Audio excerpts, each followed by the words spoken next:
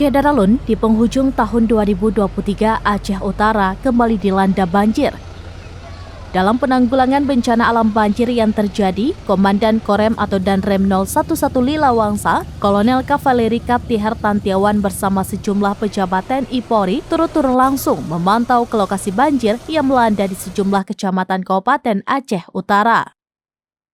Informasi yang diterima, Danrem Kapti Hartantiawan akan mengerahkan personilnya untuk memantau kondisi banjir sambil membantu masyarakat sekitar yang terdampak banjir.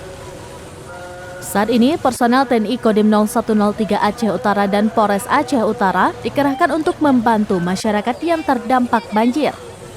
Namun apabila air terus bertambah, mereka akan menambah kekuatan personel diperbantukan dari berbagai satuan, diantaranya Brigif 25 Siwah dan TNI AL, Denar Hanud, Paskas, dan satuan lainnya.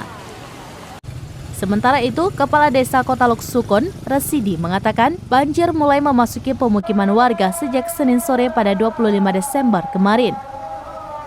Hampir di seluruh rumah warga yang ada di kawasan desa Kota Lok Sukun, Kecamatan Lok Sukun terendam banjir. Akibatnya hampir 1.000 jiwa warganya mengungsi ke tempat yang lebih aman seperti balai desa, dan ada juga yang bertahan di rumah masing-masing yang memiliki lantai tingkat 2. Menurutnya, di daerahnya ketinggian air di pemukiman warga mencapai 1 meter lebih. Bahkan di lokasi yang rendah, ketinggian air hampir mencapai 2 meter. Banjir yang terjadi mengalami debit air di sungai lebih tinggi daripada tanggul.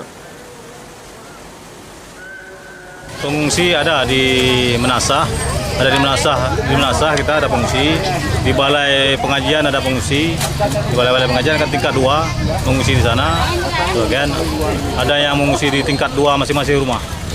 Nah, karena sini kan kondisi banjir per tahun tetap, jadi tiap rumah membuat tingkat 2, jadi mengungsi di sana.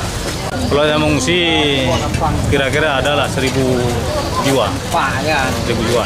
Kedalaman sendiri yang paling dalam 2 meter. 2 meter. 2 meter, di tengah-tengah yang kedalaman 2 meter.